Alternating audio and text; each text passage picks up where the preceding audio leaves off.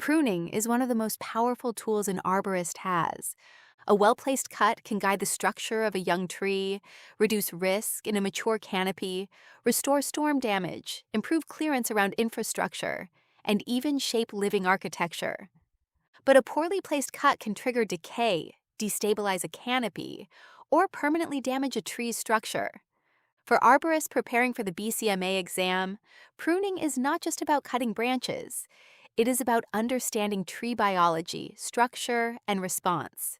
In this podcast, we're going to explore how pruning works, why trees respond the way they do, and how professional arborists make informed pruning decisions in the field. Pruning is the intentional removal or reduction of plant parts to influence tree health, structure, safety, or aesthetics. But every pruning cut interacts with tree biology.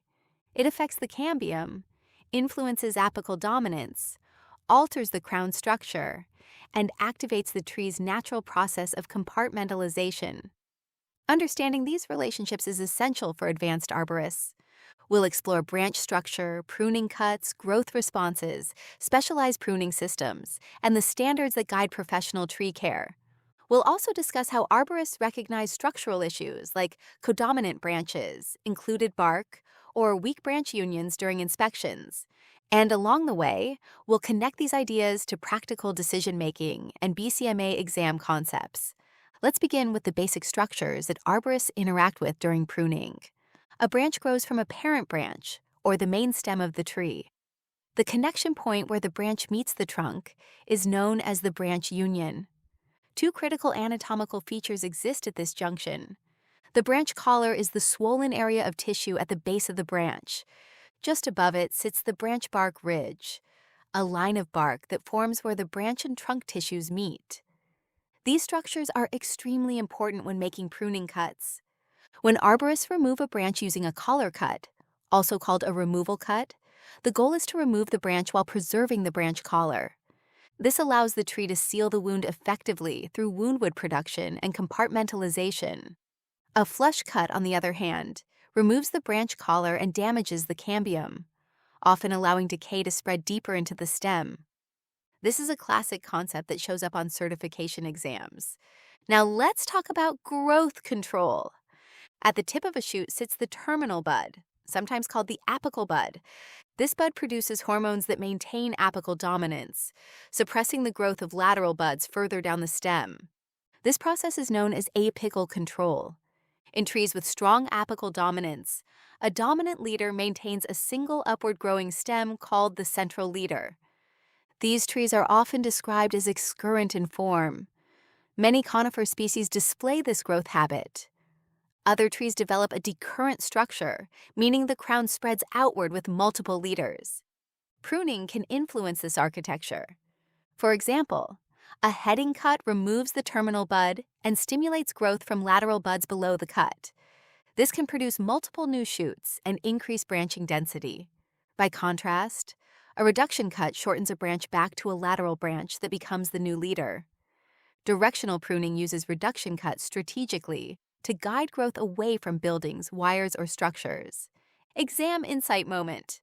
A common exam question might ask you to distinguish between a heading cut and a reduction cut.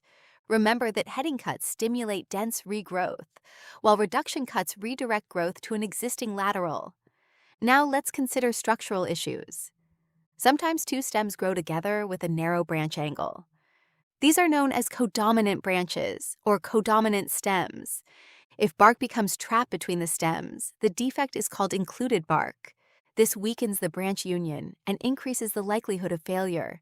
Structural pruning during the early years of tree development can prevent these problems. Arborists often subordinate one of the competing stems to establish a dominant leader. Temporary branches may be retained lower on the trunk to increase trunk taper and strengthen the developing stem. Later, those temporary branches are removed as permanent branches develop higher in the canopy.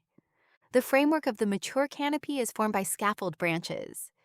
These structural limbs support the crown and influence overall canopy stability. Branch taper is also important. Branches should gradually decrease in diameter toward their tips. Poor taper can indicate weak structure or improper pruning history. Field-based arborist examples. Imagine you're inspecting a young street tree. You notice two stems competing to become the leader. Both originate from the same node and form a narrow branch angle. If left uncorrected, this could develop into a codominant structure with included bark. During structural pruning, you might subordinate one leader with a reduction cut, allowing the other to become the dominant leader. Now imagine inspecting a mature park tree. The live crown ratio, often abbreviated LCR, measures the proportion of the tree's height occupied by living branches. A healthy live crown ratio often indicates good vigor. If excessive raising or thinning reduces the live crown ratio too much, the tree may become stressed. Pruning must always consider how much foliage is being removed. Diagnostic thinking for arborists. Understanding tree response is key to making proper cuts. When a branch is removed, the tree activates a barrier zone in the wood around the wound. This zone helps isolate pathogens and prevent decay from spreading. Beyond that barrier zone, the tree forms a reaction zone in surrounding tissues. These processes are part of compartmentalization, the tree's defense system described in the CODIT model. Improper cuts like stub cuts leave dead tissue that slows wound closure. A stub is simply a piece of branch left behind after pruning.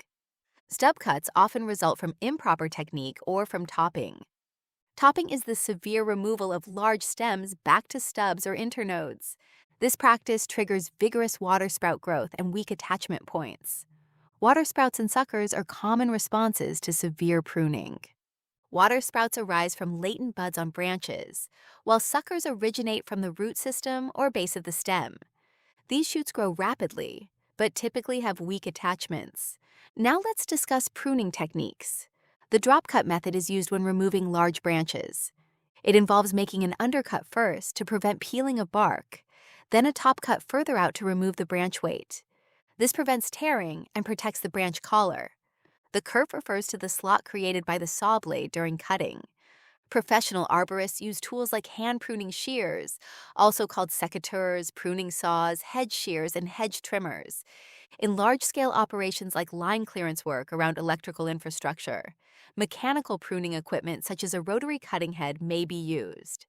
However, all pruning must follow industry specifications and best management practices, often referred to as BMPs. Safety is also critical. When working near electrical conductors, arborists must follow minimum approach distances to prevent electrical hazards. Climbing spurs should only be used when removing trees or when the tree will be removed entirely. Using climbing spurs during routine pruning damages the cambium and can introduce decay. Specialized pruning systems. Pruning is not always about removing branches. Sometimes it involves shaping trees for specific purposes. Espalier training guides branches along flat surfaces. Pleaching interweaves branches from multiple trees to form living fences or walkways. Topiary uses frequent shearing to shape foliage into ornamental forms. Pollarding is another specialized technique.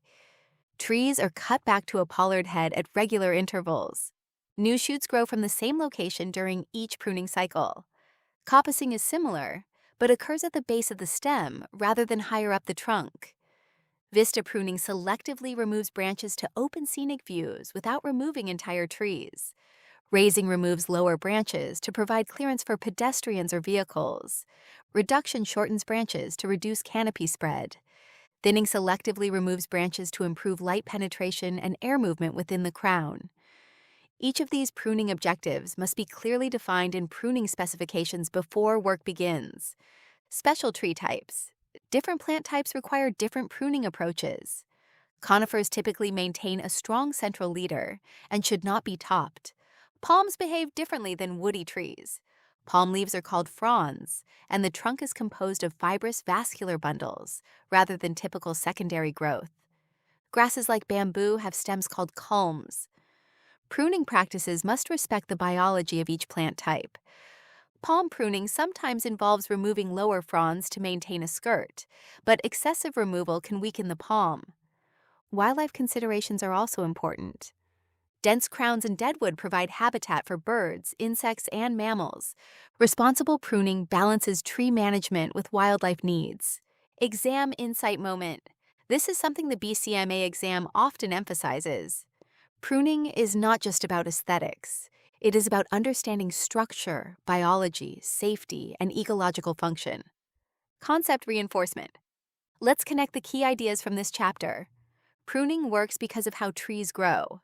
Apical dominance, terminal buds, and lateral buds control shoot development. Branch unions, branch collars, and branch bark ridges guide proper pruning cuts. Good pruning avoids flush cuts and stub cuts, and instead uses removal cuts, reduction cuts, and directional pruning. Structural pruning establishes strong scaffold branches and prevents codominant stems with included bark. And all pruning decisions must follow best management practices and clear specifications. Summary. Pruning is both an art and a science. Professional arborists must understand tree structure, growth patterns, and defense systems before making a single cut. When done correctly, pruning improves tree health, reduces risk, and guides long-term structure. When done poorly, it can lead to decay, weak branch attachments, and costly failures. In the next chapter, we'll return below ground and explore soil treatment strategies, including fertilization, aeration, and soil amendments used to improve root health and soil function.